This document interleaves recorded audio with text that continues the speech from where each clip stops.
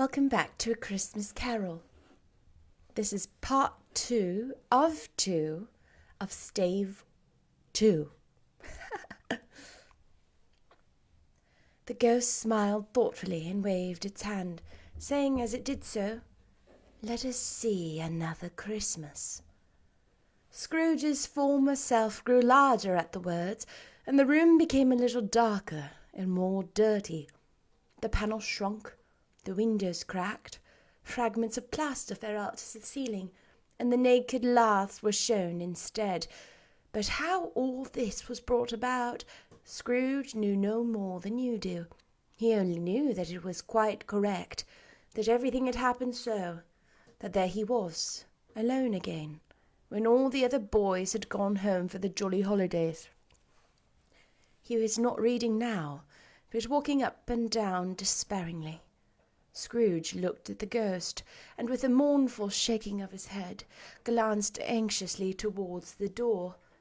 It opened, and a little girl, much younger than the boy, came darting in, and putting her arms round his neck, and often kissing him, addressed him as, "Dear brother!" "I have come to bring you home, dear brother," said the child, clapping her tiny hands and bending down to laugh. "To bring you home, home, home." "Home, little Fan," returned the boy. "Yes," said the child, brimful of glee. "Home for good and all, home for ever and ever. Father is ever so much kinder than he used to be. That home's like heaven. He spoke so gently to me one dear night when I was going to bed that I was not afraid to ask him once more if he might come home. And he said, 'Yes, you should,' and sent me in a coach to bring you. And you are to be a man," said the child, opening her eyes. "And we are ever to become back here, but first we're to be together all the Christmas long and have the merriest time in all the world." "You are quite a woman, little Fan," exclaimed the boy. She clapped her hands and laughed, and tried to touch his head, but, being too little, laughed again, and stood on tiptoe to embrace him. Then she began to drag him, in her childish eagerness, towards the door, and he, nothing loth to go, accompanied her. A terrible voice in the hall cried, "Bring down Master Scrooge's box there!" And in the hall appeared the schoolmaster himself, who glared on Master Scrooge with a ferocious condescension, and threw him into a dreadful state of mind by shaking hands with him. He then conveyed him and his sister into the veriest old well of a shivering best parlour that ever was seen, where the maps upon the wall and the celestial and terrestrial globes in the windows were waxy with cold. Here he produced a decanter of curiously light wine, and a block of curiously heavy cake, and administered instalments of those dainties to the young people, at the same time sending out a meagre servant to offer a glass of something to the post-boy, who answered that he thanked the gentleman, but if it was the same tap as he had tasted before, he'd rather not. Master Scrooge's trunk being by this time tied on the top of the chaise, the children bade the schoolmaster good night, reelingly, and getting into it, drove gaily down the garden sweep, the quick wheels dashing the hoar-frost and snow from off the dark leaves of the evergreens like spray.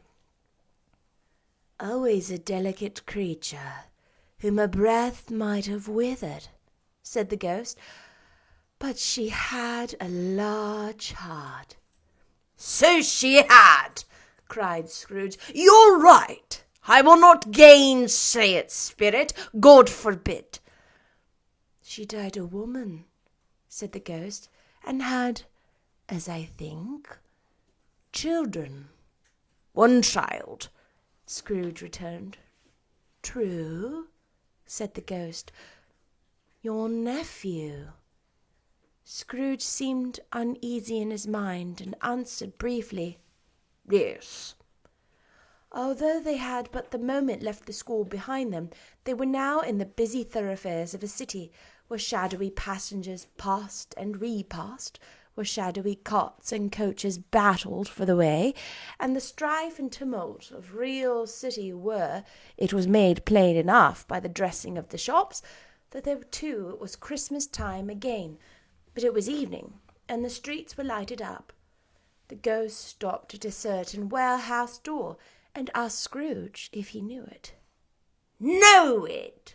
said Scrooge. "Was I apprenticed here?"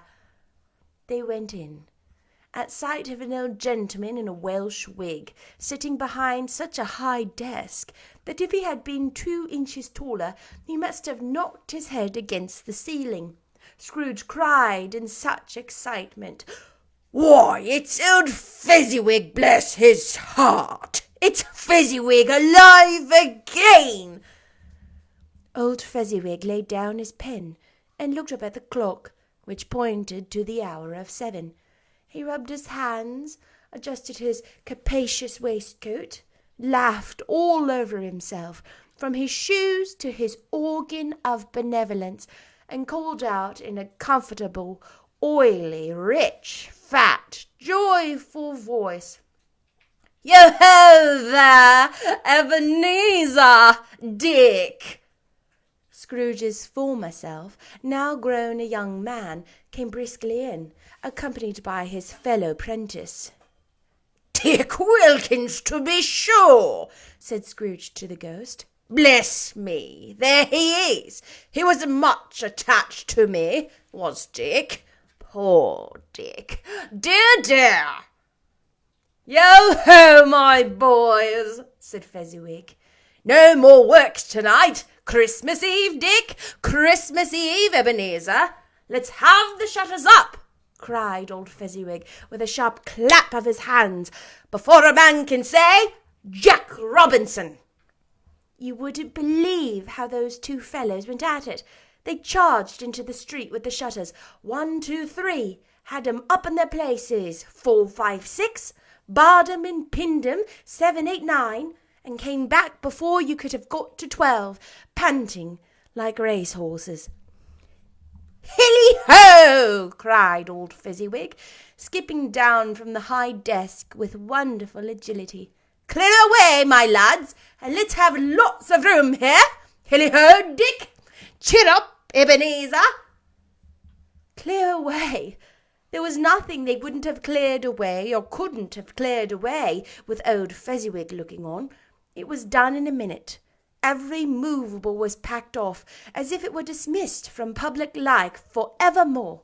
The floor was swept and watered, the lamps were trimmed, fuel was heaped upon the fire, and the warehouse was as snug and warm and dry and bright a ballroom as you would desire to see upon a winter's night. In came a fiddler with a music book, and went up to the lofty desk, and made an orchestra of it, and tuned like 50 stomach aches. In the same came Mrs. Fezziwig, one vast substantial smile. In came 3 Miss Fezziwigs, beaming and lovable. In came 6 young followers, whose hearts they broke. In came all the young men and women employed in the business. In came the housemaid with her cousin, the baker. In came the cook with her brother's particular friend, the milkman. In came the boy from over the way, who was suspected of not having board enough from his master, trying to hide himself behind the girl from next door but one, who was approved to have had her ears polled by her mistress. In they all came, one after another, some shyly, some boldly, some gracefully, some awkwardly, some pushing, some pulling. In they all came anyhow and everyhow.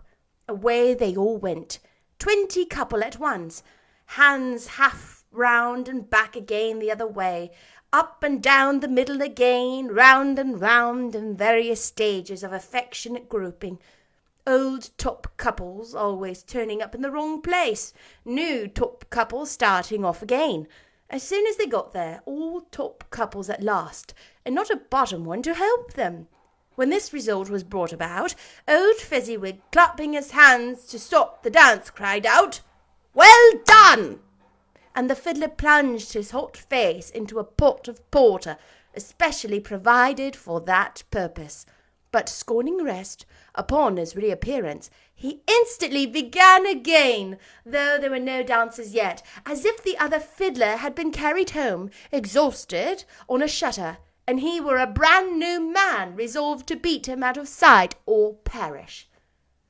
There were more dancers, and there were more forfeits, and more dancers, and there was cake, and there was negus, and there was a great piece of cold roast, and there was a great piece of cold boiled, and there were mince pies, and plenty of beer. But the great effect of the evening came from the roast and boiled, came after the roast and boiled, when the fiddler, an artful dog, mind, the sort of man who knew his business better than you or I could have told it to him, struck up Sir Roger de Coverley. Then old Fezziwig stood out to dance with Mrs. Fezziwig. Top couple, too, with a good stiff piece of work cut out for them. 3 or 24 pair of partners, people who were not to be trifled with, people who would dance and had no notion of walking. But if they had been twice as many, 4 times as many, old Fezziwig would have been a match for them, and so would Mrs. Fezziwig. As to her, she was worthy to be his partner in every sense of the term. If that is not high praise, tell me higher, and I'll use it. A positive light appeared to issue from Fezziwig's calves. They shone in every part of the dance like moons. You couldn't have predicted at any given time what would have become the next.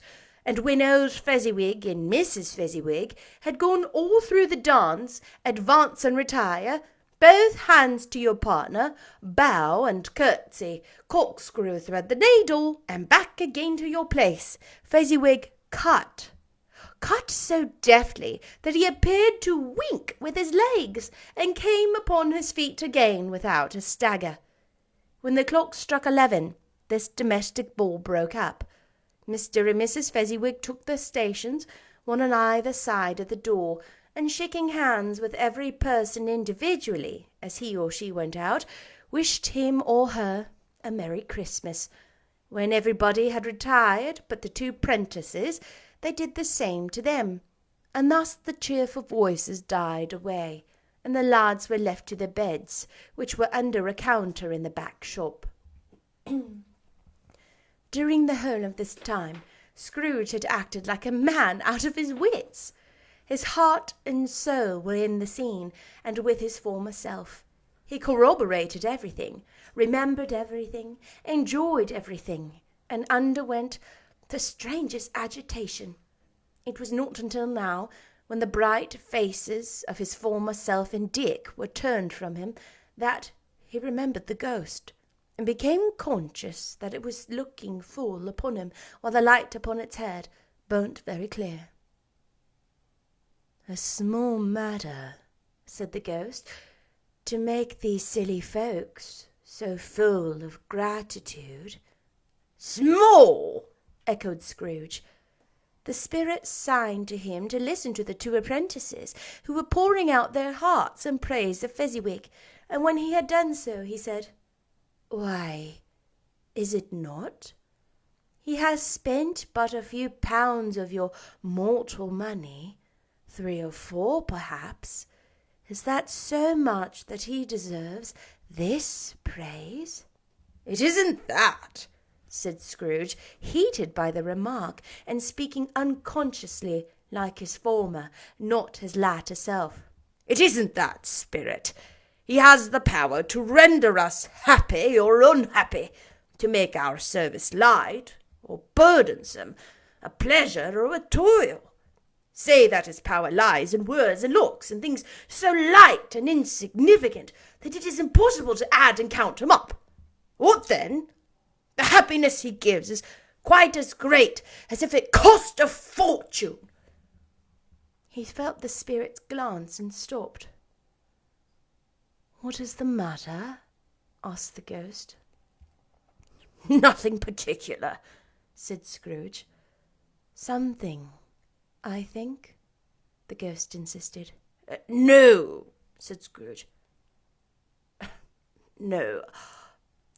I should like to be able to say a word or two to my clerk just now. That's all. His former self turned down the lamps as he gave utterance to the wish, and Scrooge and the ghost again stood side by side in the open air. My time grows short, observed the spirit. Quick. This was not addressed to Scrooge or to any one whom he could see, but it produced an immediate effect, for again Scrooge saw himself. He was older now, a man in the prime of his life. His face had not the harsh and rigid lines of later years, but it had begun to wear the signs of care and avarice. There was an eager, greedy, restless motion in the eye, which showed the passion that had taken root, and where the shadow of the growing tree would fall. He was not alone, but sat by the side of a fair young girl in a mourning dress, in whose eyes there were tears, which sparkled in the light that shone out of the ghost of Christmas past. "It matters little," she said softly. "To you, very little. Another idol has displaced me, and if it can cheer and comfort you in time to come, as I would have tried to do, I have no just cause to grieve." "What idol has displaced you?" he rejoined. "A golden one." "This is the even-handed dealing of the world," he said. "There is nothing on which it is so hard as poverty, and there is nothing it professes to condemn with such severity as the pursuit of wealth." "You fear the world too much," she answered gently. "All your other hopes have merged into the hope of being beyond the chance of its sordid reproach.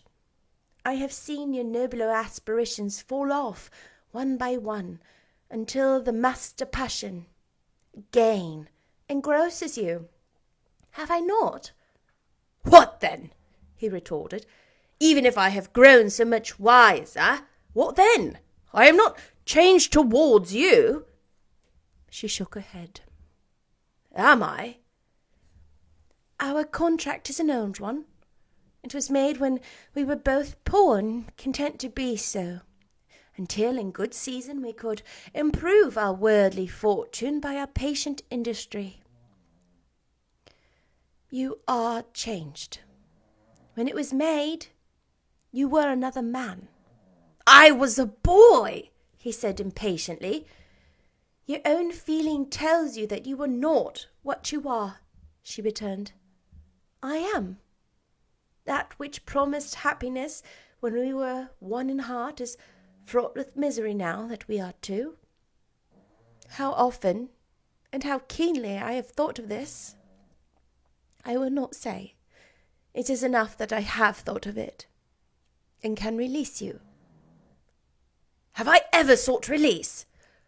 "In words, no, never." "In what, then?"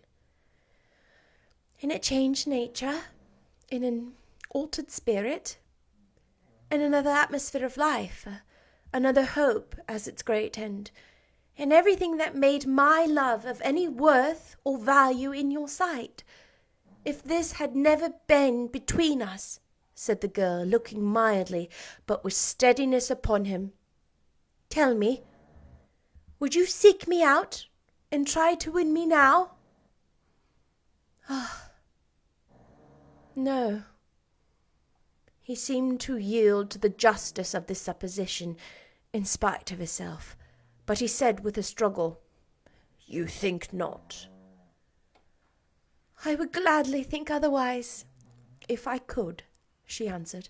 "Heaven knows, when I have learned a truth like this, I know how strong and irresistible it must be. But if you are free today, tomorrow, yesterday, can even I believe that you would choose a dowerless girl? You who, in your very confidence with her, weigh everything by gain or choosing her. If for a moment you were false enough to your one guiding principle to do so, Do I not know that your repentance and regret would surely follow? I do. And I release you, with a full heart, for the love of him you once were. He was about to speak, but with her head turned from him, she resumed. You may, the memory of what is past half makes me hope you will, have pain in this, a very, very brief time, and you will dismiss the recollection of it, gladly, as an unprofitable dream, from which it happened well that you awoke. May you be happy in the life you have chosen. She left him, and they parted. Spirit, said Scrooge, show me no more. Conduct me home. Why do you delight to torture me? One shadow more, exclaimed the ghost. No more, cried Scrooge.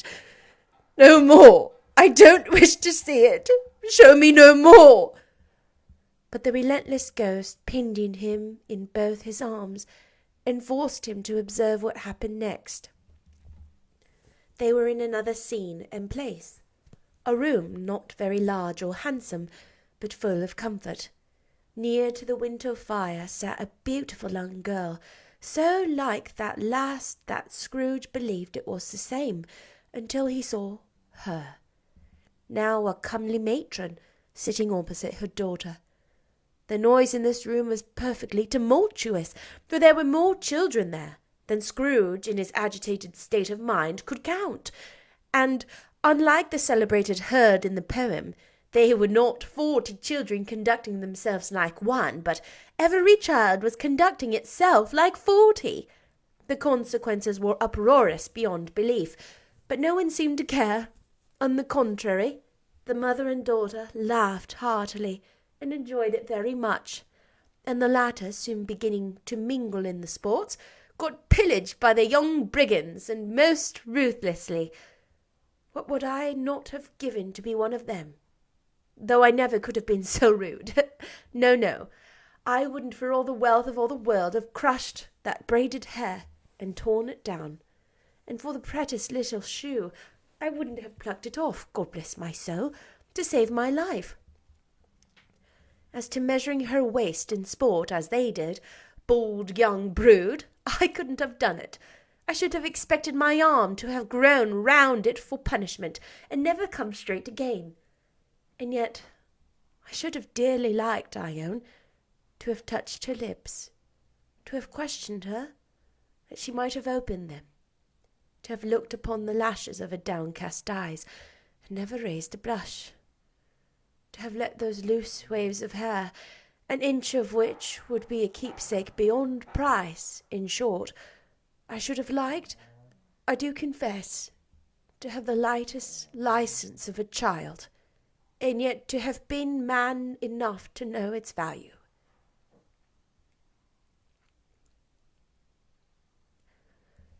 But now a knocking at the door was heard, and such a rush immediately ensued that she, with laughing face and plundered dress, was borne towards it the centre of a flushed and boisterous group, just in time to greet the father, who came home attended by a man laden with Christmas toys and presents. Then the shouting and the struggling and the onslaught that was made on the defenceless porter, the scaling him with chairs for ladders, to dive into his pockets, despoil him of brown paper parcels, hold on tight by his cravat, hug him round his neck, pummel his back, and kick his legs in irrepressible affection. The shouts of wonder and delight with which the development of every package was received, the terrible announcement that the baby had been taken in the act of putting a doll's frying-pan into its mouth, and was more than suspected of having swallowed a fictitious turkey, glued on a wooden platter, the immense relief of finding this a false alarm, the joy and gratitude and ecstasy. They are all indescribable alike. It is enough that by degrees the children and their emotions got out of the parlour, and by one stair at a time, up to the top of the house, where they went to bed, and so subsided. And now Scrooge looked on more attentively than ever, when the master of the house, having his daughter leaning fondly on him, sat down with her and her mother at his own fireside, and when he thought that such another creature, quite as graceful and full of promise, might have called him father, and been a springtime in the haggard winter of his life, his sight grew very dim indeed. "Bell," said the husband, turning to his wife with a smile, "I saw an old friend of yours this afternoon." "Who was it?" "Guess." "How am I?" "Tut, I don't know," she added in the same breath, laughing as she laughed. "Mr. Scrooge?" "Mr. Scrooge it was. I passed his office window, and as it was not shut up, and he had a candle inside, I could scarcely help seeing him. His partner lies upon the point of death, I hear, and there he sat alone, quite alone in the world, I do believe." "Spirit," said Scrooge in a broken voice, "remove me from this place." "I told you these were shadows of things that have been," said the ghost, "that they are what they are. Do not blame me." "Remove me!" Scrooge exclaimed. "I cannot bear it." He turned upon the ghost, and seeing that it looked upon him with a face in which in some strange way there were fragments of all the faces it had shown him, wrestled with it. "Leave me! Take me back! Haunt me no longer!" In the struggle, if that can be called a struggle, in which the ghost, with no visible resistance on its own part, was undisturbed by any effort of its adversary, Scrooge observed that its light cap was burning high and bright, and dimly connecting that with its influence over him, he seized the extinguisher cap, and by a sudden action pressed it down upon its head. The spirit dropped beneath it, so that the extinguisher covered its whole form. But though Scrooge pressed it down with all his force, he could not hide the light, which streamed from under it in an unbroken flood upon the ground. He was conscious of being exhausted and overcome by an irresistible drowsiness, and, further, of being in his own bedroom. He gave the cap a parting squeeze, in which his hand relaxed, and had barely time to reel to bed, before he sank into a heavy sleep. If you can see my face. I had to keep wiping snot from my nose. Oh my gosh. Sorry, that was really gross. I mean, when you think of this story, I feel like you think of all this over-dramatization of this experience and these feelings, right? So I've never really thought of it as relating to it. Do you know what I mean? Like, it was so dramatic and ghosts and fantastical, and I hadn't, and I've never considered myself like an evil person that struggles to not be evil. Like, I make mistakes all the time, but like, being evil is not like one of the things I struggle with. And when Scrooge and Belle, the way she let him go, the words that she had with a full heart, "I release you." And release is a term they use for, release from an engagement. So it sounds like they were engaged, but I mean, just apart from what it means as far as an engagement goes, like, I release you. And I just hope you're happy with the life you've chosen. And then the first memory that the ghost showed him that was not part of Scrooge's Christmas. I mean, he was there for a moment where the new husband saw. And to see the chaos of all the kids. And within the chaos, there was so much joy and fulfillment. There was one 3-word phrase that described it. I probably won't find it, but it was like joy and hope and chaos or something like that. And it was just made me think of my kids and my family and how sometimes I think, oh man, this is almost too hard. And then I think I would be so lonely and brokenhearted without them. This kind of, and to Scrooge see his potential family being fathered by someone else. Oh, that was really hard. It was really hard and beautiful at the same time. I'm a snotty mess. Anyway. That was the end of stave 2. Stave 3 is the second of the 3 spirits. And I will see you tomorrow with the first section of that one. Bye.